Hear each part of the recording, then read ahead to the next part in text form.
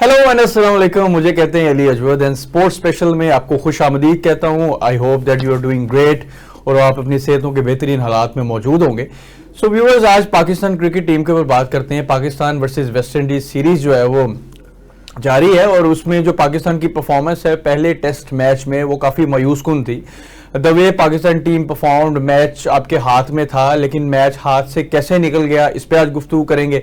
और बाबर आजम ने जो इनिंग्स खेली एज अ कैप्टन उनके ऊपर बड़ी तनकीद हो रही है कि जब वो बॉलर जो थे उनको सामने कर देते थे, सिंगल ले लेते थे, सामने पेसर जो है वो लगे हुए थे वेस्ट इंडीज के, और उस दौरान क्या बाबर को विकेट पे जो है टिक कर रहना चाहिए था और क्या जो बॉलर्स थे उनको सामने करना चाहिए था या नहीं, क्योंकि बॉलर्स को जब जब बाबर आजम सामने करते थे, जिस तरह खुर्रम शहजाद थे, मैं टेल लफ्ज कहना चाहूंगा क्योंकि टेल लफ्ज ज्यादा यहाँ पे बेहतर रहेगा, टेल को बाबर आजम आगे खिला रहे थे और वो सारे जो है बिल्कुल जो लाइक ब्लफ हो गए वेस्ट इंडीज बॉलर से और इन दी एंड पाकिस्तान जो है वो 90 रन से मैच हार गया। और पाकिस्तान की शिकस्त की वजूहत क्या है और क्या चीज बेहतर करनी पड़ेगी आगे फ्यूचर में, पाकिस्तान टीम जो दूसरा टेस्ट मैच है जीतने के लिए पाकिस्तान को क्या हिकमत अमली जो है वो अपनानी पड़ेगी, हम इन पे आज बात करेंगे। हमारे साथ वकार हुसैन साहब मौजूद हैं। वेलकम कहते हैं जी वकार साहब, कैसे हैं आप? अल्लाह का शुक्र। आई होप कि आज आप मुझे लग रहा था आप कहेंगे कि I am not well today because Pakistan team की परफॉर्मेंस जो है वो एज यूजुअल उसी तरह रफ टफ परफॉर्मेंस, और पाकिस्तान टीम ने जो परफॉर्म किया लास्ट मैच में वो आप देखें मैच आपके हाथ में था और आपने जो है वो बिल्कुल जो है वो इस तरह जिस तरह इन दी एंड आपकी 30 रन की जो उनको एक्स्ट्रा रन्स मिल गए, लीड मिल गई वेस्ट इंडीज को, और वो रन्स में इजाफा होकर आपको टारगेट अच्छा खासा फिर बन गया और आप मैच इन दी एंड वैसे ही हार गए जैसे बाकी टेस्ट मैच आप रेगुलर पैटर्न पे हारते आ रहे हो। अली, जिस तरह पाकिस्तान टीम के लवर्स को मायूसी हो रही है इसी तरह मुझे भी मायूसी का सामना है। ज़ाहिर बात है, आपने प्रोग्राम के इंट्रो में भी जिक्र किया और आपके चेहरे से भी मायूसी मुझे झलक रही थी क्योंकि ऐसी उम्मीद नहीं थी कि पाकिस्तान की टीम की ऐसी परफॉर्मेंस होगी। बल्कि जो आकिब जावेद है उन्होंने भी ये कहा था ना कि हम एक मैच भी जीत जाएँ तो समझ लें हमारी जीत होगी।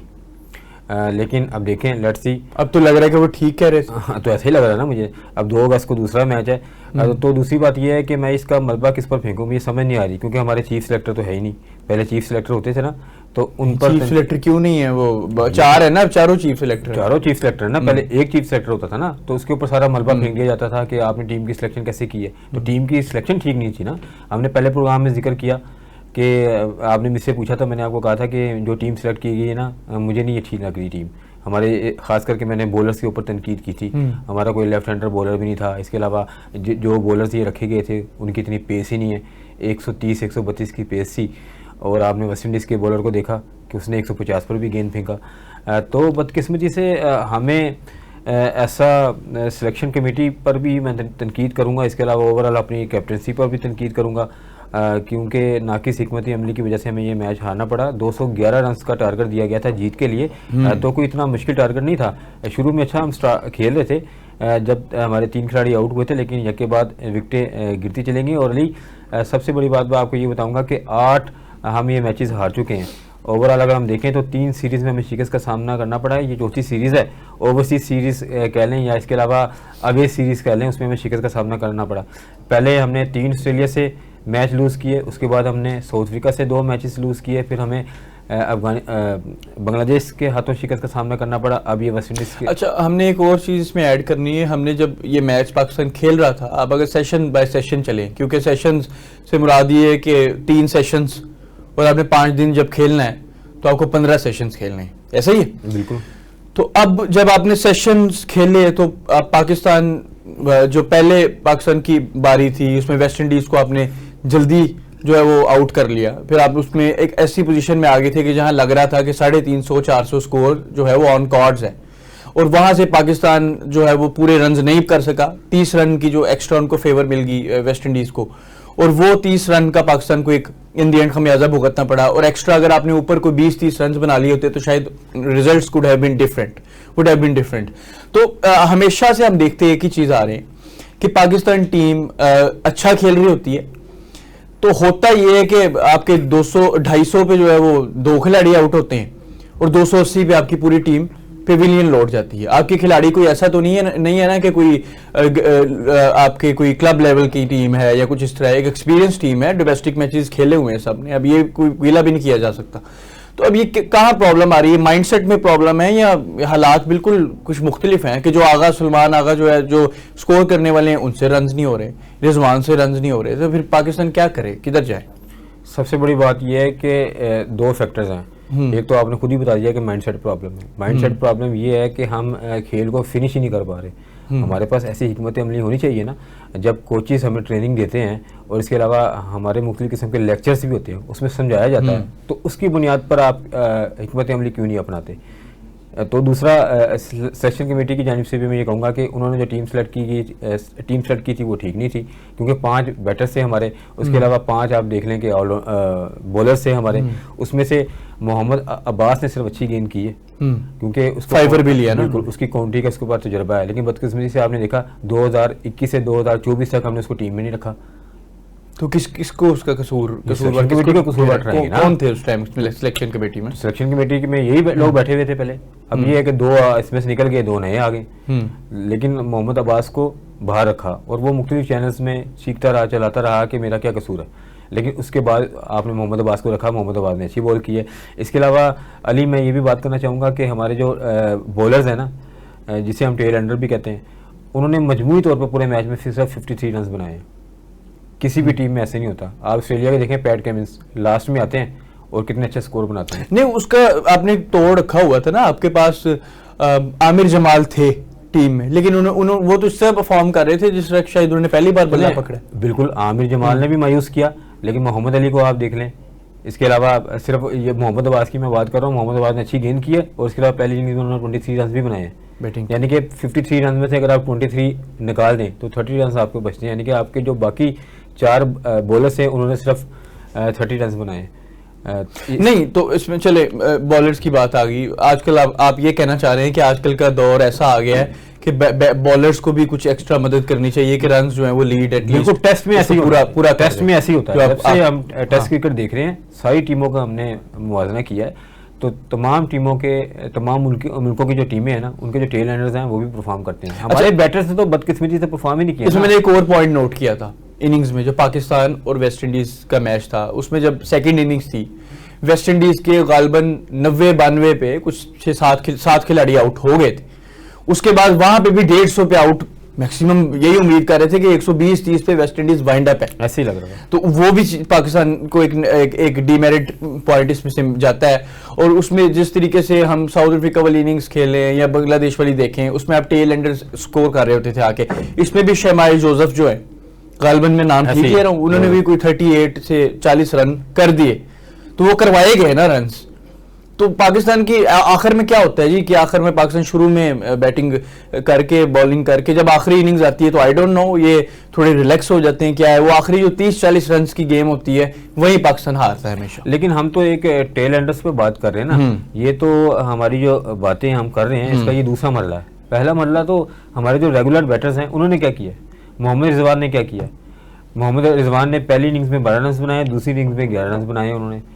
अब मोहम्मद रिजवान के जाने का वक्त आ गया है मेरा ख्याल है, क्योंकि आप देखें वो तो परफॉर्म ही नहीं कर रहे बदकिस्मती से। हालांकि कितनी क्रिकेट उन्होंने खेली है, और सिलेक्शन कमेटी को मैं कसूरवार इसलिए ठहरा रहा हूँ क्योंकि सिलेक्शन कमेटी को चाहिए था कि आप नौजवान क्रिकेटर्स को रखते, यंग टैलेंट को रखते। हार तो आपने जाना ही था, अभी भी तो आप हार ही गए हैं ना। आप यंग क्रिकेटर्स को रखें, उनको आप ग्रूम अप करें।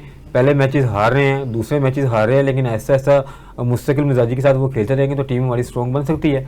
इसके अलावा आप ये देखें कि शाहनवाज धानी है, उन्होंने डोमेस्टिक क्रिकेट में कितना ज़बरदस्त परफॉर्म किया, आप उसको लेके नहीं गए, ऐसे ही है ना। इसके अलावा आपने कितने आप देखें कि मोहम्मद हसनैन है, उनको आप काफ़ी अरसे से कैरी कर रहे थे और आप भी बता रहे थे कि ज़बरदस्त किस्म का बॉलर है, उसके ऊपर पीसीबी काफ़ी इन्वेस्ट भी कर रहा था, लेकिन बदकिस्मती से वो भी साइड लाइन कर दिया। नहीं, लेकिन इसमें एक और चीज़ अभी साइड लाइन हो गए। इसमें एक और चीज़, शाहिन अफरीदी की आप बात करें, शाहिन अफरीदी वहाँ वो प्रीमियर लीग खेल रहे हैं। नहीं, वो तो शाहिन अफरीदी की क्या परफॉर्मेंस है टेस्ट, तो इसका मतलब है कि शाहिन अफरीदी को आप कंसीडर कर रहे हैं कि ये टेस्ट क्रिकेट खेल ही नहीं सकता। ऐसे ना कंसीडर आप कर लिया ना, कर लिया ना कंसीडर के नहीं वो शॉर्टर फॉर्मेट्स खेलें, तो बस आप भी देखें, फिर आप यंग टैलेंट को तलाश करें। तो यंग टैलेंट अब आपने खिलाया तो है, मोहम्मद अली को आपने चांस दिया है, आपने खुर्रम शहजाद को। अगेन बात ये आ जाती है, अगर आप देखें कि पाकिस्तान की बॉलिंग की परफॉर्मेंस कुछ बेहतर दिखाई दी है ओवरऑल, अगर हम पूरे टेस्ट मैच का सिनेरियो देखें तो पाकिस्तान की टेस्ट बॉलिंग परफॉर्मेंस बुरी इतनी नहीं थी। आप मैच कहाँ हारते हो, बैटिंग से।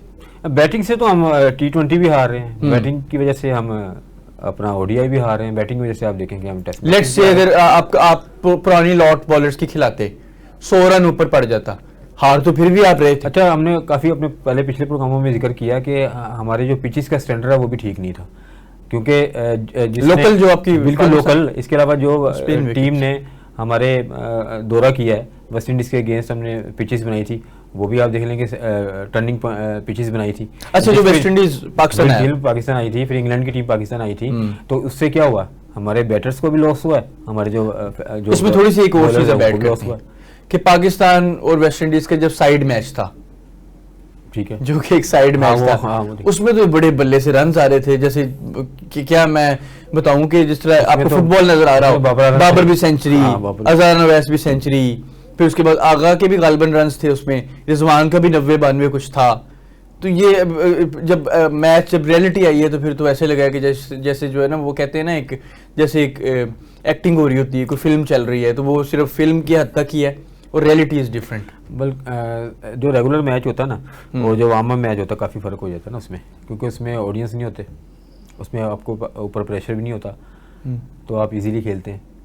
तो पता तो ग्राउंड में चलता है ना, जब मैच के दौरान पता लगता नहीं, लेकिन अगर आप ओवरऑल देखें तो आपको ये तो पता होगा आपको, आप भी इस चीज़ को मानेंगे कि पाकिस्तान की टेस्ट टीम वेस्ट इंडीज से तो बेहतर है ना, वैसे भी नहीं, मैंने आपको पहले बताया था कि पहले बेहतर थी, लेकिन अब उसने वेस्ट इंडीज की जो टीम है उसने अपने आप को ग्रूम अप किया है।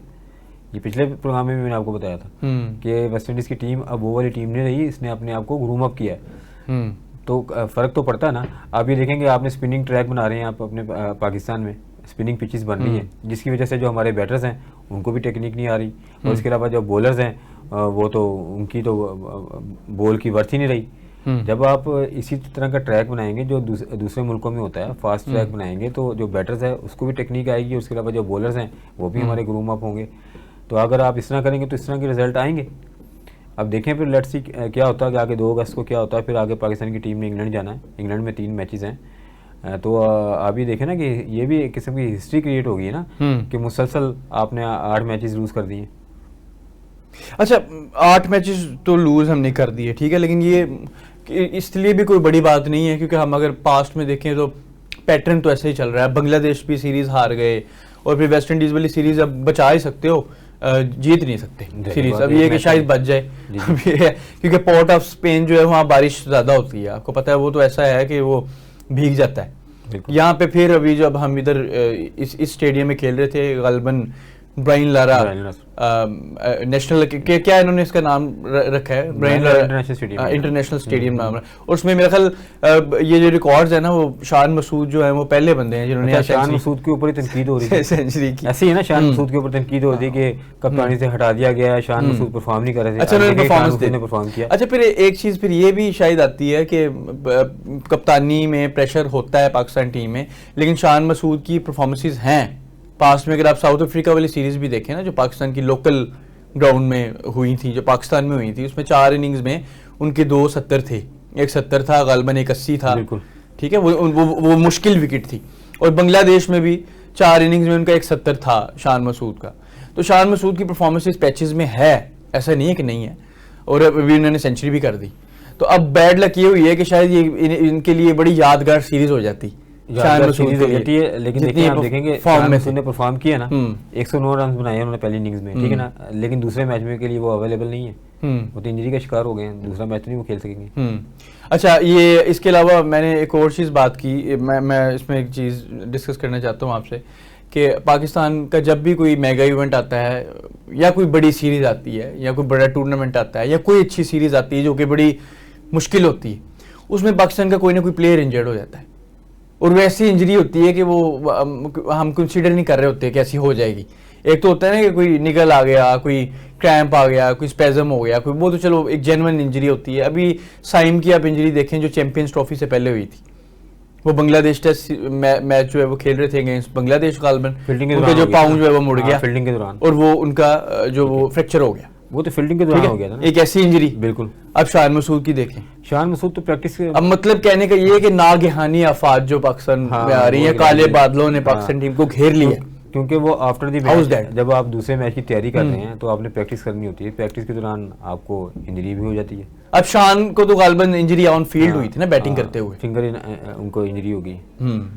अच्छा, ओवरऑल पाकिस्तान टीम का ये प्रॉब्लम शुरू से ही रहा है कि पाकिस्तान का कोई ना कोई प्लेयर कभी ना कभी ऐसे ही नागहानी आफत का शिकार होकर इंजर्ड हो जाता है, खा वो फखर हो, वो साइम अयूब हो, वो फास्ट बॉलर तो चलो वो तो रेगुलर पैटर्न हो गया, अब तो आदत हो गई इसकी, बट अब तो बैट्समैन भी शान मसूद, फिर आपके माजी में एक बैट्समैन होते थे बड़े अच्छे हारिस सुहेल बड़ा जबरदस्त बैटर, लेकिन उनका मसला ये था वो ज्यादा अनफिट होते कि उनको अनफिट वो मसले थे, इंजरियां हो जाती थी, उनके काफी मसले थे, लेकिन वो बड़े बड़े बैट्समैन बन सकते थे क्योंकि उनके पास सलाहियत थी, बड़ी लेकिन अगेन वही मसला, तीनों फॉर्मेट के लिए जबरदस्त थे। फिर आपके एक और बैट्समैन थे, उनको भी इंजरी के मसले रहते थे, सुहेब मकसूद, उनको भी काफी इंजरी, उनको भी बहुत इंजरीज हुई, बिल्कुल ऐसे ही। तो अब ये पाकिस्तान टीम को मेरा ख्याल किसी बाबा जी के पास जाना पड़ेगा। नसीम शाह को काफी इंजरी होती नहीं तो वो किसी, मैं कह रहा हूँ कि बाबा जी के पास इनको जाना पड़ेगा, कोई दम दरूद करवाएं, कोई क्या कोई तवीज़ शवीज़ पिए पाकिस्तान टीम, या क्या कोई दम वम करवाना है कि क्या पाकिस्तान टीम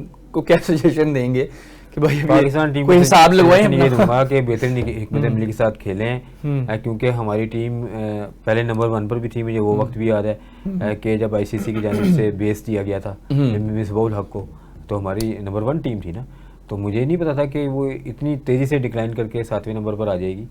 तो आप ये देखें ना कि अब हमें परफॉर्म करना होगा, हमारी जो गलतियां हैं, जो टीम की कोताहियां हैं उसको दूर करना होगा, हमारे जो कोचेज़ हैं, इसके अलावा जो पीसीबी के सिलेक्टर्स हैं, उन्हें भी देखना होगा ना कि कहाँ हमारे फेलियर्स आ रहे हैं जिसको दूर करना पड़ेगा। आप ये देखें कि हम तो बाबर आजम की कप्तानी से काफ़ी खुश थे कि बाबर आजम अच्छी कप्तानी करेंगे, आप नहीं पूरे, तो मैं खुश था, उसके अलावा जितने भी उसके लवर्स हैं वो भी खुश थे कि बाबर आजम कप्तानी अच्छी करेगा। तो आप ये देखें ना कि वो सिंगल वाला आपने देखा होगा कि वो टेल एंडर को आगे, मैंने शुरू में इंट्रो में यही बताया ना कि जब मैंने इंट्रो आपने शायद सुना भी हो, व्यूअर्स ने भी सुनेंगे इसको, तो अच्छा उसमें मैं ऐसे देख रहा था कि जैसे लग मुझे ऐसे रहा था, क्योंकि मैं तो यहाँ पे क्वेश्चन कर रहा हूँ, आपने तजिया करना है, लग ऐसे रहा था कि शायद बाबर जो है वो चाह रहे थे कि मैं जरा कुछ 60-70 कर लूँ और मेरा जरा इजी मोड हो जाए। 2 फैक्टर ना, एक 60-70 कर लूँ, एक ये डर लग रहा होगा कि मैं आउट ही ना हो जाऊंगी, लेकिन अगेन बात वो भी आ जाती है कि बाबर ने इस विकेट पे 58 रन किए, बाबर ने, लेकिन और किसने किए हैं, और किसी नहीं सेकंड इनिंग्स में जब प्रॉब्लम थी, और किसी ने नहीं किए ना, सेकंड इनिंग्स में बाबर ने 58 किए, रिजवान ने 12 किए, नहीं तो क्यों नहीं कोई साथ बंदा कोई थोड़ा सा खड़ा हो जाता है यार, थोड़ा तो यही तो हमारा फेलियर है। ये तो ऐसे था जैसे पेट्रोल, आप देखें जो टेस्ट क्रिकेट है ना, ये टेक्निक का नाम है, नहीं ये इस तरह था जिस तरह मैसेज आ गया जी एक दिन बाद या कुछ घंटे बाद पेट्रोल की स्ट्राइक होने लगी है, तो आप जल्दी जल्दी जो है ना पेट्रोल भरवा लें, तो ऐसे जल्दी थी। अब जो आउट हुए हैं सलमान अली आगा, वो बैट एंड पैड हो गया, थोड़ी उनकी अनलकी भी थे क्योंकि वो चला गया था रेफरल पे, लेकिन अगेन वो कोई एविडेंस प्रॉपर नहीं मिल सका, वो आउट हुए, रिजवान आउट हुए, रिजवान का आप देख लेना, आमिर जमाल बॉल बाहर जा रही होती है तो आउट हो जाते हैं, रिजवान ऐसी है ना, रिजवान मुश्किल हालात में, फिर आपके ओपनर जो है इमामुल हक, वो फंस गया बिल्कुल, ऊपर वो उनको थोड़ा सा क्लोज बॉल करके रूम कम मिला, वो आउट हो गए, अजान अवैस सेम पैटर्न में आउट हुए, तो शान मसूद को चलो हम मैच दे देते हैं, उनका थोड़ा फ्रैक्चर था, क्रिकेटर्स थे ना माजी में, उनसे कुछ सीख लिया करें, मोहम्मद जो अपना यूनुस खान है उनसे कुछ सीखने की कोशिश कर लिया करें। क्या सीखे आप? उनके क्रिकेट भी नहीं है, ज़ाहिर बात है, अगर यूनुस खान से आपको पता ही नहीं है लेफ्ट कैसे करना है बॉल, यूनुस खान से कोई खिलाड़ी अगर रब्ता करेगा तो ज़ाहिर बात है मेरे ख्याल से यूनुस खान तो उनको बताएंगे ना कि आपने ऐसे करना है, ऐसे नहीं करना, ऐसे करना, इनको बॉल ही नहीं छोड़ना। इसके अलावा आप देखें ना कि सरफराज क्या कर रहे हैं वहाँ पर,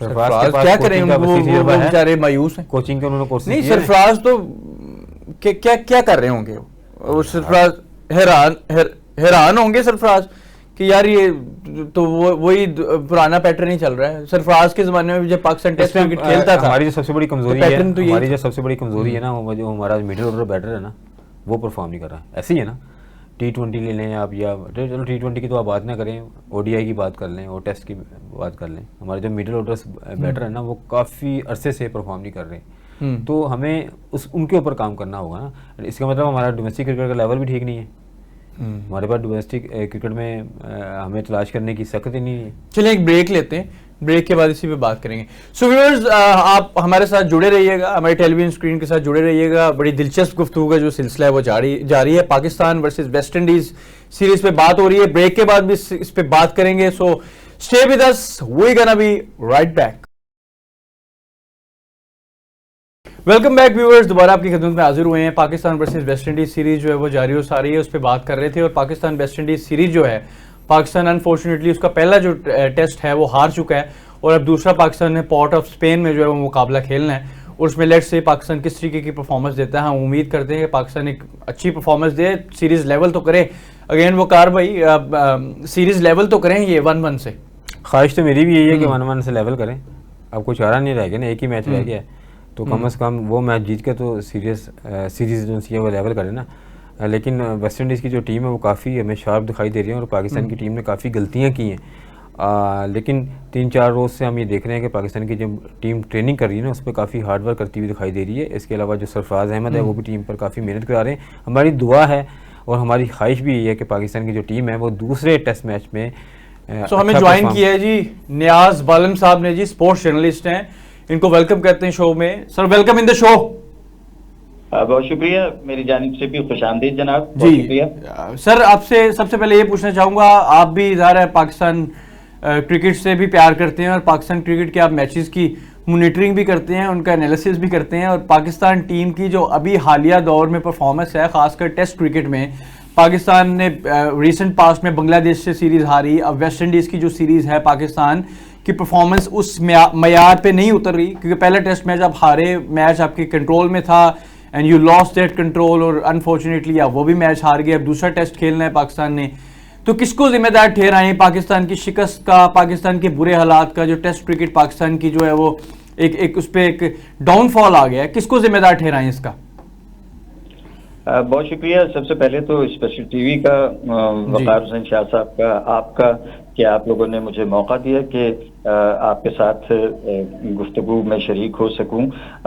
पाकिस्तान जनाब, बेशक क्रिकेट हम करोड़ों पाकिस्तानियों का, वो चाहे पाकिस्तान में हैं, पाकिस्तान से बाहर हैं, दुनिया में जहां भी हैं, क्रिकेट यकीनन एक हमारा पसंदीदा तरीन खेल है और उसमें पाकिस्तान यकीनन हमारी रेड लाइन है। पाकिस्तान की टीम जीतती है तो हमारा मनो खून बढ़ जाता है और जब पाकिस्तान की टीम शिकस्त से आशना होती है तो यकीनन पशमुर्दगी छा जाती है, हम उदास हो जाते हैं। लेकिन पाकिस्तान के जो जिस तरह से डॉक्टर्स होते हैं ना, वो जब सर्जरी कर रहे होते हैं तो उन्हें कोई रहम नहीं आ रहा होता। इसी तरह से लेकिन वो जो सर्जरी कर रहे होते हैं तो बेटरमेंट के लिए कर रहे होते हैं, फायदे के लिए कर रहे होते हैं, इंसानियत की बका के लिए कर रहे होते हैं। लेकिन जो पाकिस्तान की क्रिकेट में जो लोग छुरे घोंपते हैं, पाकिस्तान की क्रिकेट की पीठ में भी, पाकिस्तान की कल्ब में क्रिकेट के, और हम शायकीन क्रिकेट को जिस तरह से वो खिलवाड़ उन्होंने बना रखा है, ये यकीनन जवाबदेह हैं। हम बहैसियत पाकिस्तानी, बहैसियत स्पोर्ट्स एनालिस्ट के उनके बखिए जरूर उधेड़ेंगे।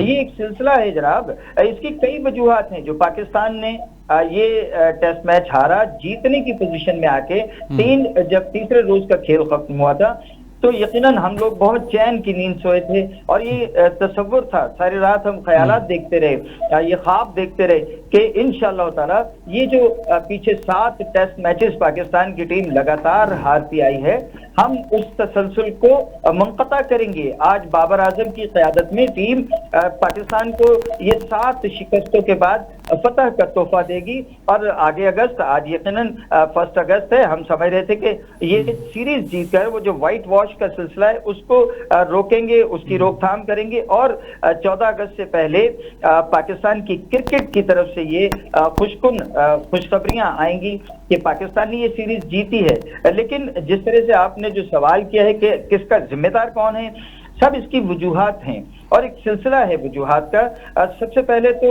ये बहुत ही एक स्मार्ट ट्रिक की है पाकिस्तान क्रिकेट बोर्ड के सेलेक्टर्स ने हम पाकिस्तानियों के साथ कि वो बाबर आजम जिसे वो रद्द कर चुके थे हर तरह की क्रिकेट से, और ये जानते हुए कि वो पाकिस्तान के करोड़ों शायकीन के दिल की धड़कन है, बाबर आजम के नाम पर लोग जो है वो खुश होते हैं, तो उन्होंने ये खुशी भी दी और इसको एक ढाल के तौर पे लिया है कि वो इसके पीछे छुप जाएंगे। ये वही टीम है। मैं इस मौके पर बाबर आजम से भी सवाल करता हूं और ये मैं हक अपना महफूज रखता हूं आप सब की तरफ से, हम पाकिस्तानियों की तरफ से, कि कल को अगर बाबर आजम उठ के ये कहेंगे कि जनाब ये तो टीम मुझे दी गई और मेरा इस टीम की सिलेक्शन में कोई हिस्सा नहीं था, तो साहब हम ये बात नहीं मानेंगे, क्योंकि बाबर आजम को अगर कप्तानी लेनी थी, उन्होंने शराइत अगर रखी थी कि मुझे आइंदा इतने साल के लिए कप्तान बनाया जाए, और ये तो उनको टीम भी अपनी पसंद की लेनी चाहिए थी। वही लोग हैं, सिर्फ चेहरे बदले हैं, सिर्फ कप्तान का चेहरा बदल दिया है, तसलसल वही है, खिलाड़ी वही हैं, वही out of form Rizwan team के साथ है। इमामुल हक एक टेस्ट मैच में कोई एक इनिंग्स ऐसी खेलते हैं और उसके बाद में फिर वो खड़े हो जाते हैं, हाथ खड़े कर देते हैं। नहीं, अच्छा, इसमें एक चीज ऐड करते हैं, रिजवान का जिस तरह आपने नाम लिया, ओबियसली मोहम्मद रिजवान पाकिस्तान टीम के साथ बड़े अरसे से अब हैं और सीनियर मोस्ट प्लेयर हैं इस वक्त पाकिस्तान टीम के करंट लॉट में। तो आप क्या समझते हैं, रिजवान आप ठीक है, हम उनको फॉर्म में नहीं है, हम उनको रिप्लेसमेंट अवेलेबल है कोई, आप समझते हैं कि कोई ऐसा बंदा जो रिजवान को टेस्ट क्रिकेट में रिप्लेस कर सके, वो परफॉर्मेंस दे सके, पाकिस्तान को मैच जितवा सके, वो कौन है, उसका नाम भी आप अगर बताएं तो? यकीनन जी, ये जिसको लेके गए हैं मुतबादिल विकेट कीपर के तौर पर, गाजी वो बच्चा आपको उन्होंने पिछले बांग्लादेश में भी एक जगह खड़े होके बाबर आजम के साथ उसने कुछ रन किए थे और उसको बड़ी उम्मीद से लेके आए हैं लोग, और उसको रिजवान का मुतबादिल करार दिया जा रहा है। और असल में हमारे यहाँ वो जो शक्ल मोमना और करतूत काफरा वाली बात है ना, वो मुहावरा यहाँ फिट आता है बिलखुसूस मोहम्मद रिजवान पे कि माशाल्लाह बड़े मुबल्लिग हैं दीन के, लेकिन दीन असल में कहता है कि मुनाफिकत ना करो, आप हकीकत जो है उसका सामना कीजिए। अगर आप पाकिस्तान की टीम के लिए अब इस मुर्दा दिली से खेलना चाहते हैं तो इससे बेहतर है कि आप जगह छोड़ दीजिए किसी नौजवान के लिए। अच्छा तो मोहम्मद जी अच्छा बालम साहब, आपकी बातों से ये लग रहा है आप समझ रहे हैं कि जो मसला है वो सिस्टम का है। और दूसरा मैं आपसे ये पूछना चाहूँगा कि मोहम्मद हसनैन हमारे फास्ट बॉलर होते थे, उनको काफ़ी अरसे से हमने कैरी किया लेकिन बदकिस्मती से हमने टीम का हिस्सा नहीं बनाया। और दूसरा शाहनवाज धानी ने काफ़ी अच्छा परफॉर्म किया था डोमेस्टिक क्रिकेट में भी, लेकिन उनको भी हम साथ लेके नहीं गए। मुझे तो फेलियर्स अपने बॉलर्स का भी लगा कि उनकी स्पीड वो नहीं थी जो वेस्ट इंडीज़ के बॉलर्स की थी। जी वकार भाई, बिल्कुल आप सही कह रहे हैं, ये हक पर मबनी बात है। ये जो हमारा अब लेके भी गए, अगर एक बॉलर इनमें कुछ ऐसा है जो तेज रफ्तार है, आपने जिनके नाम लिए हैं बहुत उन्होंने पाकिस्तान को सर्व किया है। हसनैन उसको सारी दुनिया ने तस्लीम किया था कि एक पाकिस्तान की फास्ट बॉलिंग में एक बर्फ रफ्तार बॉलर आया है।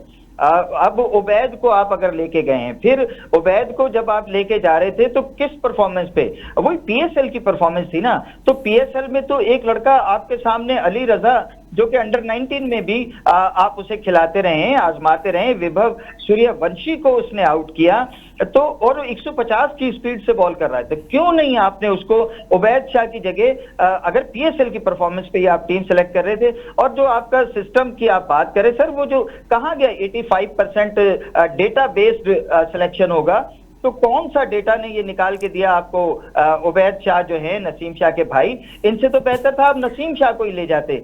कम से कम कुछ स्पीड, कुछ तजर्बा इन बॉलर्स की निस्बत जो हमारे बॉलर्स गए हैं, अब्बास भी गो के आउट करते हैं और उन पर अब चूंकि उसने परफॉर्मेंस कर दी है तो हर बंदा अब्बास का नाम ले रहा है, मोहम्मद अब्बास का। लेकिन इस तरह की परफॉर्मेंस तो आपके जो वार्म अप मैच हुआ उसमें 5 आउट किए मोहम्मद अली ने भी। आप मोहम्मद अली और खुर्रम शहजाद को, एक ही क्लास है इन दोनों की, एक ही कैलिबर है, आप इनमें से किसी एक लड़के को लेकर किसी इसमें मुनासिब रफ्तार के, आकिब जावेद साहब ने पिछले दिनों बताया था कि हमारे पास 145 से और 150 की स्पीड तक के कोई मोहम्मद कयूम नाम का एक बॉलर, उसका उन्होंने नाम लिया था कि जी वो 150 की स्पीड पे बॉल कर रहा है। और अली रजा ने पीएसएल में साबित किया सर कि वो 150 की स्पीड से बॉल कर रहा है। और चूंकि वो अंडर 19 के साथ आप उसको कैरी कर रहे हैं, पीएसएल में वो पेशावर ज़ल्मी जो फातेह थी आपकी चैंपियनशिप सुपर लीग की, पाकिस्तान सुपर लीग की, तो क्यों नहीं आप अली रजा को साथ लेके जाते?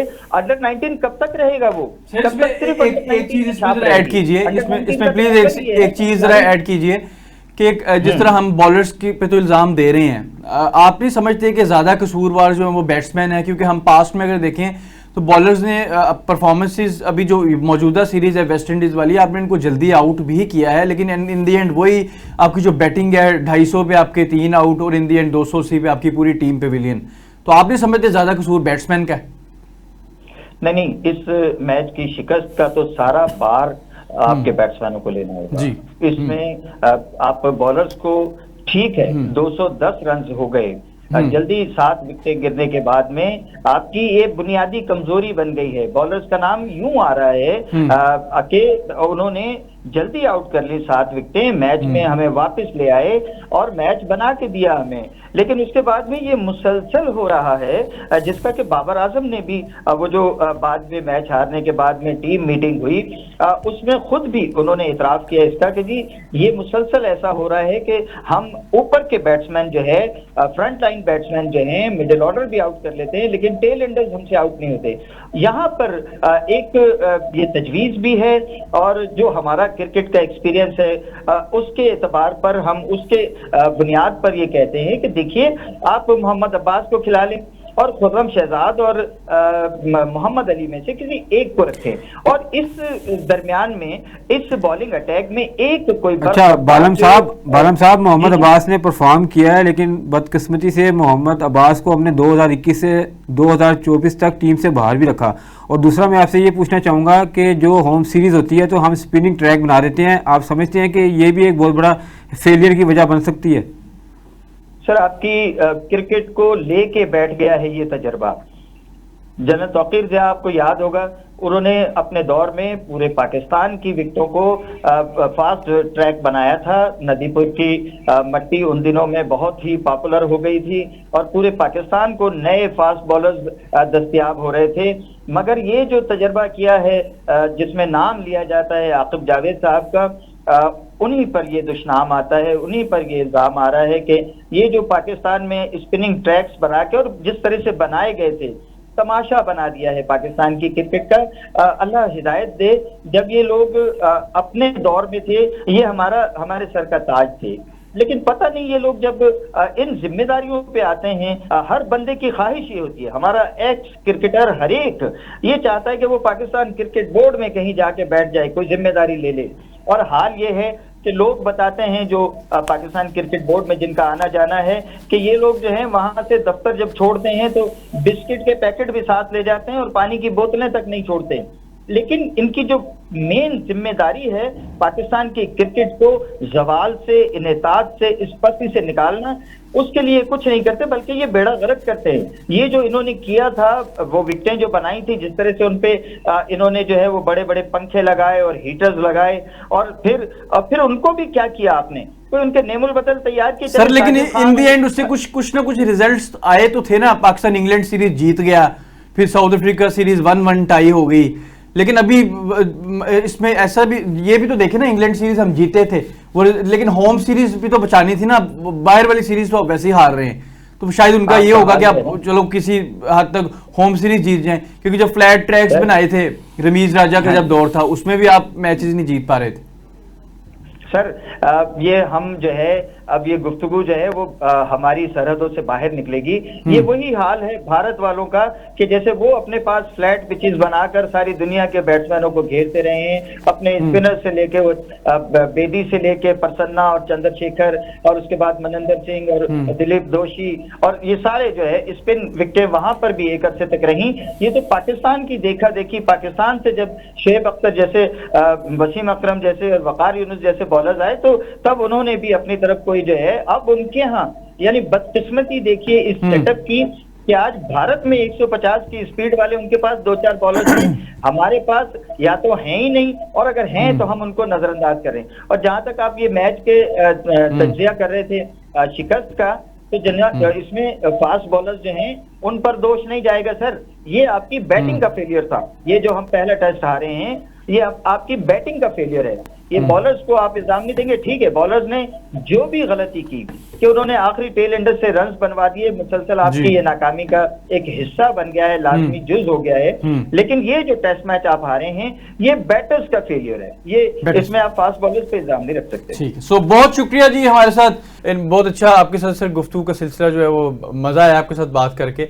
और हमारे साथ नियाज बालम साहब जो है वो मौजूद थे, उनका शुक्रिया अगेन अदा करते हैं। सो हमने जो प्रोग्राम अपना यहाँ पे जो है रैप अप करना है, क्योंकि पाकिस्तान वेस्ट इंडीज सीरीज़ का जो अब दूसरा मैच है, जब उसका फैसला हो जाएगा तो फिर हम यहाँ पे बैठ के आपको मज़ीद अच्छा तज्जिया दे सकेंगे कि पाकिस्तान जो टीम है वो क्या उन्होंने लेवल अप किया ये टेस्ट सीरीज या अगेन हम फिर मैं नहीं चाहता हम आपको कोई बुरी खबर सुनाएं, लेकिन हम उम्मीद पे दुनिया कायम है। मैं चाहता हूँ पाकिस्तान टीम ये मैच जीत के एटलीस्ट सीरीज जो है वो लेवल कर ले।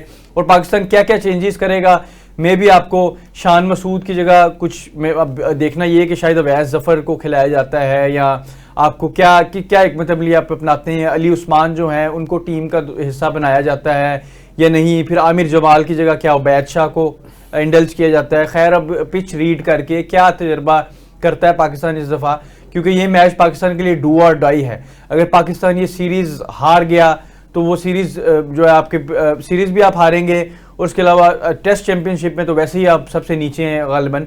और अगर पाकिस्तान ये टेस्ट सीरीज़ जीत जाता है तो किसी हद तक एक रिलीफ ये है कि चलो सीरीज़ ड्रॉ हो जाएगी, लेवल हो जाएगी। एक उस तरीके से जो एक इंटरनेशनली तौर पे एक आपके ऊपर जो क्रिटिसिज्म आना है शायद वो उस तरह ना आए अगर 1-1 से सीरीज़ बराबर हो जाती है। तो खैर बाबर को बेस्ट विश कहते हैं। Let's see Pakistan next match में किस तरह परफॉर्म करता है। Good luck Pakistan team. हम अपना यहाँ पे शो को जो है रैप अप करते हैं, क्लोज करते हैं। सो नए प्रोग्राम में दोबारा आपकी खिदमत में हाजिर होंगे। Ali Ajwad signing of.